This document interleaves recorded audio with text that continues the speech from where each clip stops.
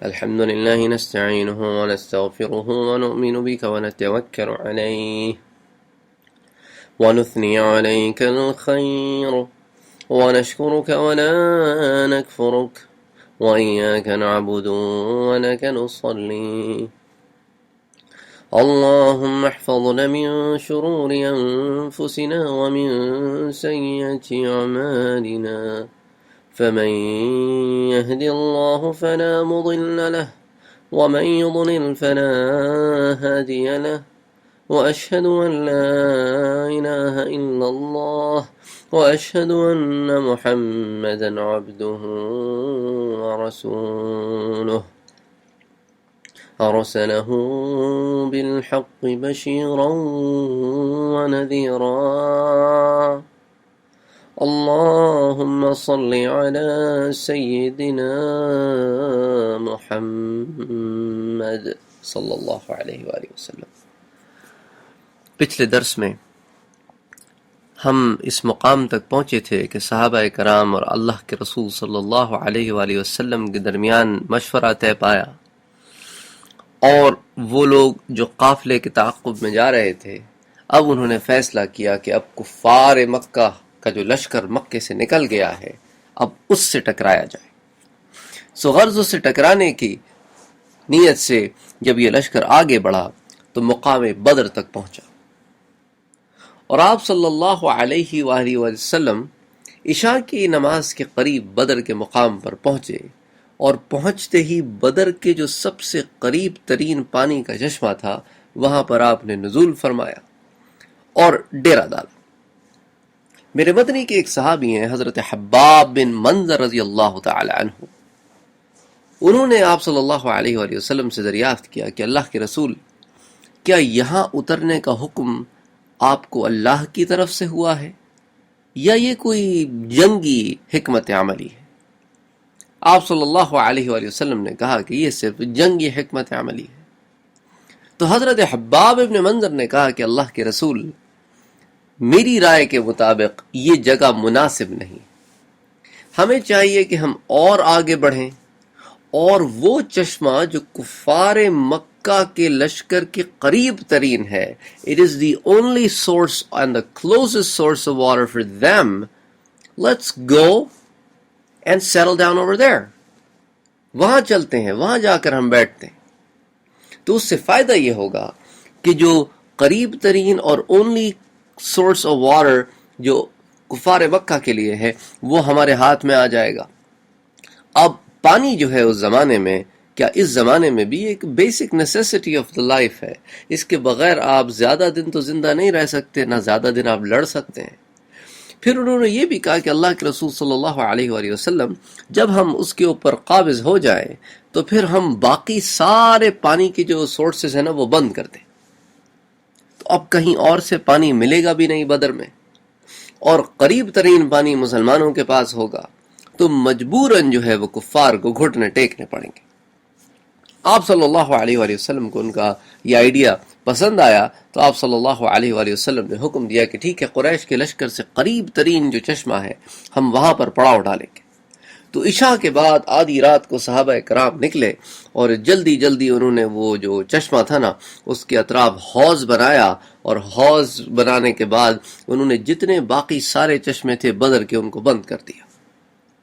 اچھا، حوض جو ہے وہ چشمے کے بالکل برابر بناتے تھے کہ بھئی چشمے سے پانی نکال کر حوض میں آپ بھر دیتے تھے، اور وہ پانی آپ کو ایک دن یا آدھے دن جو بھی آپ کی ضرورت ہو اس لحاظ سے آپ پانی اس میں بھر دیتے تھے، تو دن بھر آپ حوض سے پانی استعمال کرتے تھے، پھر اگلے دن پھر حوض بھر دیا جاتا تھا چشمے سے پانی نکال کر۔ تو this is how things were back then. So خیر، بہرحال تو چشمے کے بالکل برابر حوض بھی بنا دیا اور باقی تمام چشمے بھی بند کر دیے، تو اب ایک طریقے سے جو پانی تھا نا بدر کا اس پر مسلمانوں کا کنٹرول ہو گیا، which was a very big thing۔ اچھا، یہ بھی میں آپ کو بتاتا چلوں کہ جو بدر کا مقام ہے یہ مدینہ منورہ سے کوئی قریباً 80 میل، آپ یوں سمجھ لیں کہ مغرب بمائل جنوب، یا آپ اس کو یوں سمجھ لیں کہ مدینے سے ساؤتھ ویسٹ ہے بدر، اور یہ اس پیتھ میں پڑتا تھا جو اس زمانے میں ٹریڈنگ کے لیے استعمال ہوتا تھا، جو مکے سے لے کے شہرہ مدینے سے ہوتے ہوئے آل دا وے شام جایا کرتی تھی، تو بدر جو ہے ایک ایسا علاقہ تھا جس سے یہ شہرہ ہو کر گزرتی تھی۔ اور جہاں تک بدر کے میدان کو تھوڑا بہت سمجھنے کا تعلق ہے تو یوں سمجھیں کہ بدر کا جو میدان ہے نا، وہ ایک ایسے انڈے کی شیپ کا سا میدان ہے جس کو چاروں طرف سے پہاڑوں نے گھیر رکھا ہے۔ اس کی لمبائی قریباً 5.5 میل ہے اور چوڑائی جو ہے اس کی وہ 4 میل کے قریب ہے، اور اس کے ساؤتھ اور اس کے نارتھ میں 2 ٹیلے سے ہیں سفید رنگ کے، جو اگر آپ دور سے دیکھیں نا تو آپ کو ایسا لگتا ہے کہ کوئی ریت کا ملبہ پڑا ہوا ہے، بہت بڑا سا تودا پڑا ہوا ہے۔ تو جو نارتھ میں ہے نا، شمال میں جو ٹیلا ہے اس کا نام ہے عدوۃ الدنیا، یعنی قریب کا کنارہ، قریب کا ناکا، اور جو ساؤتھ میں ہے اس کا نام ہے عدوۃ القصویٰ، یعنی دور کا ناکا یا دور کا ٹیلا یا آخری ٹیلا۔ اسی طرح یہاں کے آخری ٹیلے کے پاس جو ایک اونچا سا ٹیلا بنا ہوا ہے اس کا نام ہے عقنقل۔ ویسٹ میں ایک ٹیلا ہے جس کا نام ہے جبل اسفل، اور اس ٹیلے پہ اگر آپ کھڑے ہوں تو آپ کو سمندر ریڈ سی بالکل صاف نظر آتا ہے۔ اور سورہ انفال میں اللہ تعالیٰ نے اسی طرف اشارہ کر کے فرمایا ہے اذ انتم بالعدوة الدنيا وهم بالعدوة القصوى والركب اسفل منكم۔ اذ انتم بالعدوة الدنيا یعنی وہ دن جب تم قریب کے ناکے پر تھے، وَهُمْ بِالْعُدْوَةِ الْقُصْوَىٰ اور وہ جو تمہارے دشمن تھے وہ دور کے ناکے پر تھے، وَالرَّكْبُ أَسْفَلَ مِنْكُمْ اور قافلہ تم سے نچلے حصے یعنی سمندر کے کنارے چلتا ہوا نکل گیا۔ سبحان اللہ، ایک آیت کے اتنے چھوٹے سے ٹکڑے میں اللہ سبحانہ وتعالی نے پورے میدان کا نقشہ کھینچ دیا۔ تو ادھر سے مسلمان بدر میں داخل ہوئے، ادھر سے کفار داخل ہوئے، تو مسلمان تو داخل ہوئے عدوۃ الدنیا سے اور کفار داخل ہوئے عدوۃ القصویٰ سے، اور انہوں نے وہاں پڑاؤ ڈالا، مسلمانوں نے یہاں پڑاؤ ڈالا۔ اب دیکھیں اللہ کی شان، جب اللہ فیصلے فرماتا ہے نا تو پھر سارے کام خود کر لیتا ہے۔ مسلمان جس طرف سے داخل ہوئے وہاں پر تھی ریت، باریک چھوٹی چھوٹی سی، اور جس طرف کفار تھے نا وہاں پہ جناب وہاں پہ اس طرح کی ریتیلی زمین نہیں تھی۔ تو رات کو جب اللہ نے بارش بھیجی نا تو مسلمانوں کے پاس تو اتنی پڑی کہ جب وہ زمین پر پڑی تو ریت جم گئی۔ اب اس سے فائدہ یہ ہوا کہ جب آپ چلیں گے تو آپ قوت کے ساتھ چلیں گے، کیونکہ اب زمین جو ہے وہ جم گئی ہے، ہارڈ ہو گئی ہے۔ اچھا، کفار کی طرف جو زمین تھی وہاں موسلا دھار بارش ہوئی کہ زمین کیچڑ کیچڑ ہو گئی، اور وہ سارے اپنے خیموں میں محصور ہو کے رہ گئے اور رات کو کوئی ایکٹیویٹی نہ کر سکے۔ اور مسلمانوں نے اس رات کا فائدہ اٹھایا کہ رات میں جو ہے جناب حوض بھی بنا لیا اور کنویں پر بھی قابض ہو گئے، اور باقی کنویں بھی پاٹ دیے، اور اس کے بعد جنگی حکمت عملی بھی ہو گئی، اور تمام معاملات جو ہے نا آرام بھی ہو گیا۔ اللہ نے سارے کام کر دیے، اور یہ جمعے کی رات تھی، اور اللہ نے ہر شخص پر نیند مسلط کر دی، اور اس کو ایک اونگ سی آ گئی کہ جب وہ اس اونگ سے اور نیند سے اٹھا تو اپنے آپ کو بالکل اس نے فریش پایا۔ دوسری طرف کفار جو تھے وہ اپنے خیموں میں محصور ہو گئے تھے کہ کسی طرح رات گزرے کہ اتنی بارش ہو رہی ہے، اب اس سے بچنے کا کیا سبب؟ تو حضرت صلی اللہ علیہ وآلہ وسلم نے حضرت عمار بن یاسر اور حضرت عبداللہ ابن مسعود رضی اللہ تعالی عنہما کو بھیجا کہ جاؤ اور کفار کے حال معلوم کر کے آؤ۔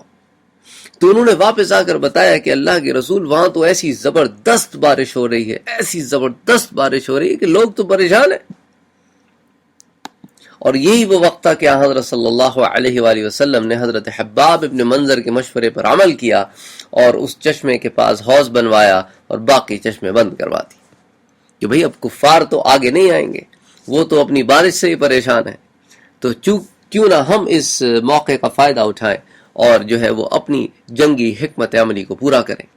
اور یہی وہ موقع تھا کہ حضرت سعد بن معاذ رضی اللہ تعالی عنہ نے ایک اور تجویز بارگاہ رسالت میں رکھی اور کہا کہ حضرت صلی اللہ علیہ وآلہ وسلم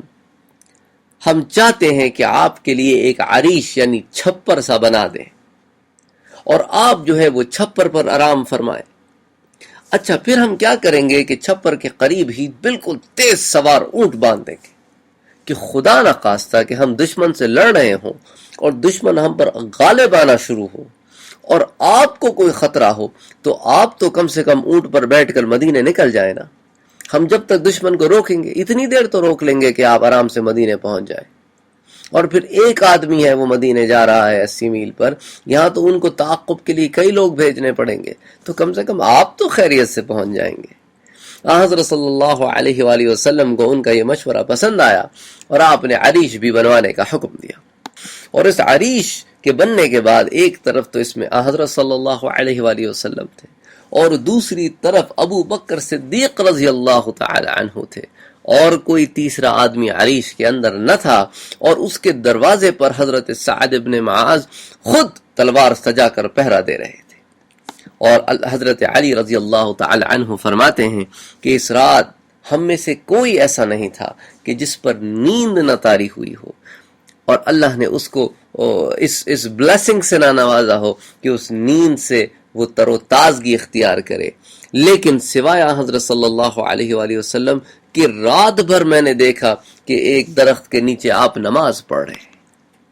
سبحان اللہ. حضرت علی کہتے ہیں کہ یہاں تک کہ صبح ہو گئی اور صبح ہوتے ہی سویرے سویرے محمد مصطفیٰ صلی اللہ علیہ وآلہ وسلم بدر کے میدان میں داخل ہوئے اور آپ نے دیکھا کہ قریش کے جو لشکر ہیں وہ اپنے آپ کو لیس کر رہے ہیں زرہوں سے اور اسلحے سے. تو آپ صلی اللہ علیہ وآلہ وسلم نے دیکھا کہ ان میں شدید غیظ و غضب ہے مسلمانوں کے خلاف اور وہ بھی جنگ لڑنے کے لیے پرتول رہے ہیں. تو آپ نے اپنے عزیز و حکیم پروردگار کی جانب ہاتھ بلند کیے اور دعا کی کہ اللہ یہ قریش کا لشکر ہے جو بڑے تکبر سے اور فخر سے چلا آ رہا ہے, تاکہ تیرے ساتھ ٹکرائے اور تیرے رسول کو جھٹلائے. اے اللہ اپنی وہ مدد بھیج جس کا تو نے مجھ سے وعدہ فرمایا ہے. اے اللہ کل ان کو ہلاک کر دے. اب کفار کو تو پتہ نہیں تھا نا کہ مسلمانوں نے رات میں کیا حکمت عملی کی ہے. تو کفار کے لشکر میں سے ایک بعد میں انہوں نے اسلام قبول کیا, حکیم ابن حزام, یہ نکلے حوض کی طرف اور پانی بھرنے کے لیے آئے تو صحابہ کرام نے ان کو روکا, لیکن آپ آقائے نامدار محمد مصطفیٰ صلی اللہ علیہ وآلہ وسلم کی رحمت کا عالم دیکھیں. آپ نے دشمن پر بھی احسان کیا, کہا اسے پانی پینے دو, اسے پانی پینے سے نہ روکو, پینے دو. اور صرف حکیم ابن حزام ہی نہیں بلکہ باقی کئی لوگ بھی ایسے تھے جو آئے حوض میں پانی پینے کے لیے. تو حضرت صلی اللہ علیہ وآلہ وسلم نے کہا صحابہ کرام کو ان کو آنے دو, ان کو آنے دو, ان کو پینے دو, ان میں سے کسی نے واپس نہیں جانا سوائے حکیم ابن حزام کے, کوئی بھی نہیں بچا. اور حکیم ابن حزام تو اس لیے بچ گئے کیونکہ حضرت صلی اللہ علیہ وآلہ وسلم نے صحابہ کرام کو تلقین کی تھی کہ حکیم ابن حزام اگر کسی کے ہاتھ آئے بھی تو اسے قتل نہ کرے بلکہ اسے چھوڑ دے. تو یہ بعد میں اسلام لے کے آئے. خیر بہرحال جب بھی ان کو کوئی بھی قسم کھانی ہوتی تو وہ ہمیشہ یہ کہتے کہ اس ذات کی قسم جس نے بدر کے دن مجھے نجات دی. یعنی اتنا بڑا دن تھا کہ جس دن کوئی نہیں بچا کنویں سے پانی پینے والا سوائے میرے. اچھا جب شام ہوئی نا تو حضرت صلی اللہ علیہ وآلہ وسلم نے حضرت علی, حضرت زبیر بن عوام اور حضرت سعد بن ابی وقاص ان تینوں کو بھیجا کہ جاؤ قریش کی خبر لے کر آؤ. راستے میں ان کے ہاتھ قریش کے 2 غلام آئے، انہوں نے وہ غلام پکڑے اور حضرت صلی اللہ علیہ وآلہ وسلم کی خدمت میں لائے، اور آپ صلی اللہ علیہ وآلہ وسلم اس وقت نماز پڑھ رہے تھے۔ انہوں نے غلاموں سے پوچھا کہ تم کس کے آدمی ہو؟ انہوں نے کہا ہم قریش کے آدمی ہیں۔ انہوں نے مارنا شروع کیا، کہا کس کے آدمی ہو؟ کہا کہ ہم قریش کے آدمی ہیں۔ انہوں نے مارنا شروع کیا،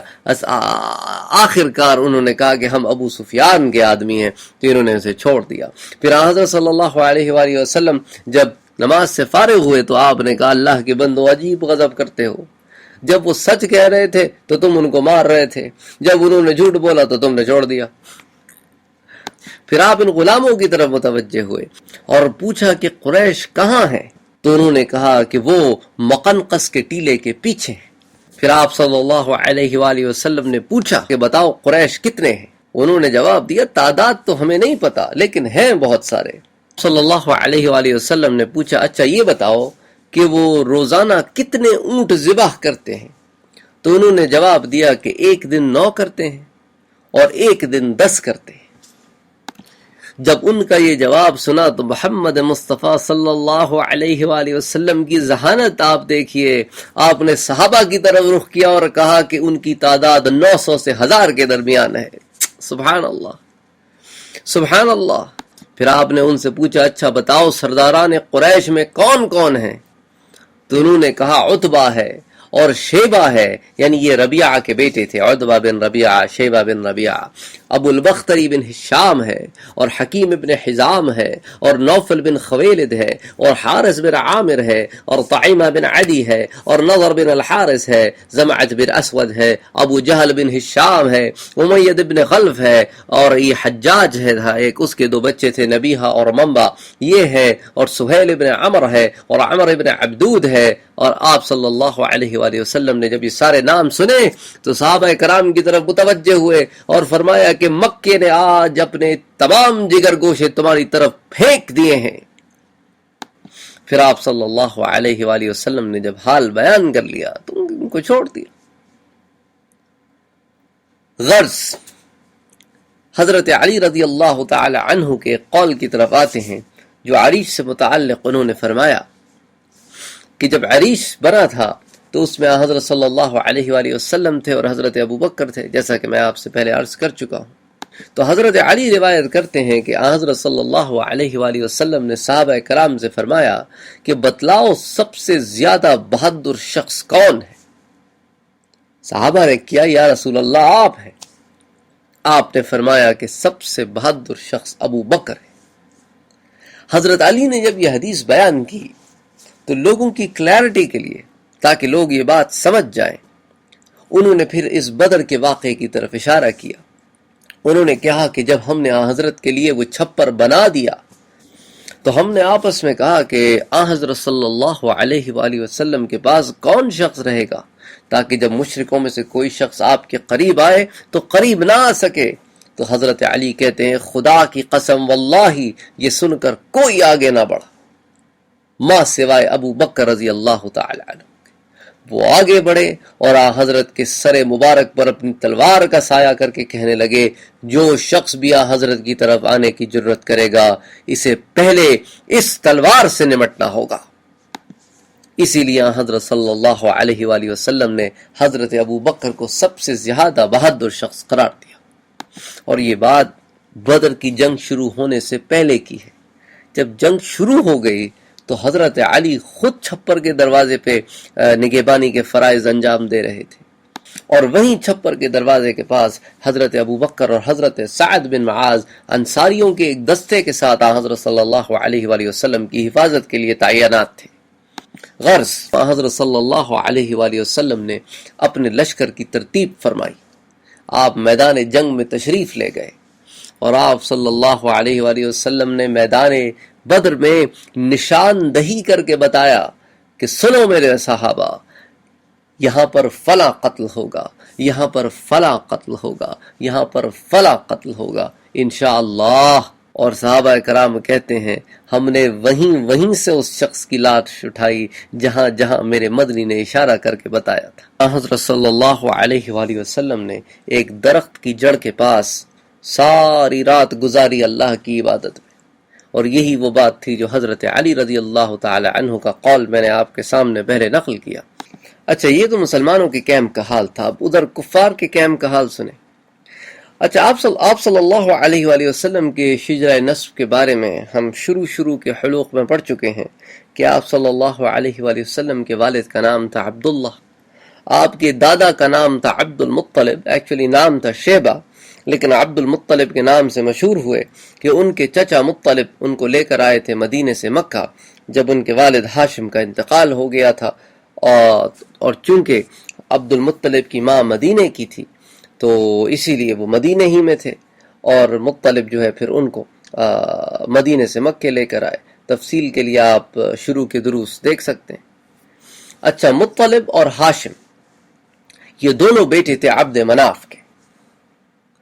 تو اب شجرہ نسب اگر آپ دیکھیں تو محمد بن عبداللہ بن عبد المطلب بن ہاشم بن عبد مناف بن قصی بن کلاب بن مرہ، اور ہم پورا عدنان تک پہلے ڈسکس کر چکے ہیں۔ تو مطلب جو ہے ان کے خاندان سے ایک آدمی تھا جس کا نام تھا جہم ابن سلط یا جہیم ابن سلط۔ اس شخص نے خواب دیکھا، یہ بعد میں غزوہ خیبر کے موقع پر مسلمان ہوئے، تو انہوں نے جو ہے خواب دیکھا کہ ایک آدمی جو ہے وہ داخل ہوا ہے قریش کے پڑاؤ پہ، اور وہ ایک گھوڑے پر سوار ہے اور اس کے ساتھ ایک اونٹ ہے۔ وہ بالکل کیمپ میں آ کر کھڑا ہو گیا اور کہنا شروع کیا کہ قتل عتبہ بن ربیعہ، قتل شیبہ بن ربیعہ، قتل ابو الحکم بن ہشام یعنی ابو جہل، قتل امیہ بن خلف، قتل فلان کہ عتبہ بھی قتل ہو گیا اور شیبہ بھی قتل ہو گیا اور ابو جہل بھی قتل ہو گیا اور امیہ بھی قتل ہو گیا، اور کہتا رہا۔ اس کے بعد اس نے اپنے اونٹ کے ایک برچھا مارا جس سے اس کے اندر سے جو ہے نا وہ خون کے فوارے جو ہے نا وہ امڑ پڑے، اور اس نے اس اونٹ کو جو ہے وہ کیمپ میں چھوڑ دیا، اور کیمپ میں جس خیمے کے پاس سے وہ اونٹ گزرا اس خیمے پر اس نے خون کے چھینٹے مارے۔ اب جب یہ خواب دیکھا تو جہیم ابن سلط جو ہے وہ ایک دم گھبرا کے اٹھ گئے اور کہنے لگا وہ اونٹ والا کہاں ہے، وہ اونٹ والا کہاں ہے؟ تو اس کے جو ساتھی تھے انہوں نے کہا کون سا اونٹ والا؟ کہتے یہاں جو آ کر کھڑا ہوا تھا۔ انہوں نے کہا اللہ کے بندے تم نے کو لگتا ہے کوئی خواب دیکھا ہے۔ تو خیر بہرحال اس نے لوگوں سے کہا کہ نہیں ابھی یہاں پر ایک سوار آیا تھا اور اس نے جو ہے اپنا اونٹ کاٹا اور اس کے جو ہے خون کے قطرے سارے کیمپ میں جو ہے وہ پڑے۔ جب ابو جہل اور عتبہ اور ربیعہ اور ابو البختری کے قتل کی اس نے بات کی تو اس کے بعد جو ہے جناب یہ خبر تو بالکل آگ کی طرح کیمپ میں پھیل گئی۔ پھر اس نے کہا لوگوں سنو، اس نے مجھ سے ایک اور بات بھی کہی، اس نے مجھ سے کہا کہ سہیل ابن عمر اور فلاں اور فلاں اور فلاں گرفتار بھی ہو گئے ہیں، کہ کچھ تو قتل ہو گئے کچھ گرفتار ہو گئے، اور اس نے اپنے خواب میں ان لوگوں کے نام لیے جو واقعی میں بدر میں گرفتار ہوئے تھے اور ان لوگوں کے نام لیے جو واقعی بدر میں قتل ہو گئے تھے۔ اس کی اس خواب کو سن کر اس کے ساتھیوں نے کہا کہ ہمیں تو یوں معلوم ہوتا ہے گویا تجھ پر کوئی شیطان آ گیا ہے۔ اور جب ابو جہل کو اس خواب کے بارے میں پتہ چلا تو کہنے لگا میں نے تو سنا تھا کہ بنی ہاشم میں نبی پیدا ہوتے ہیں، اب بنی مطلب میں بھی نبی پیدا ہونے لگ گئے ہیں۔ اس بدبخت کو تو اس کے سوا اور کچھ سوچتا نہ تھا، کمپیریزن میں پڑا ہوا تھا۔ اچھا میں آپ کو یہ بھی بتاتا چلوں کہ جو بنی ہاشم تھے انہوں نے بھی بہت کوشش کی کہ واپس چلے جائیں، اور انہوں نے مکے واپس لوٹنے کا ارادہ بھی کر لیا تھا،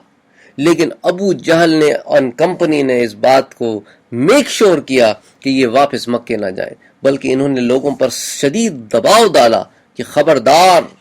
بنی ہاشم سے کوئی شخص واپس مکے نہ جانے پائے۔ تو انہوں نے پریشرائز کر کے اور انڈیو پریشر ڈال کر ان کو روکا تاکہ یہ مکے نہ جائیں۔ اس لیے حضرت صلی اللہ علیہ وآلہ وسلم نے جہاں یہ تاکید فرمائی تھی کہ فلاں شخص کو کوئی ہاتھ نہ لگائے، فلاں شخص کو کوئی ہاتھ نہ لگائے، وہاں یہ بھی تاکید فرمائی تھی کہ دیکھو بنی ہاشم کے کسی شخص کو بھی نہ مارنا، کیونکہ وہ اپنی مرضی سے میدان میں نہیں آئے ہیں بلکہ مجبور کر کے لائے گئے ہیں۔ اور یہ مقام تو پھر نبی کا ہوتا ہے نا، کہ بات ہو کفار کے کیمپ کی تو اللہ وحی کے ذریعے بتا دے کہ وہاں یہ معاملہ ہے۔ غرض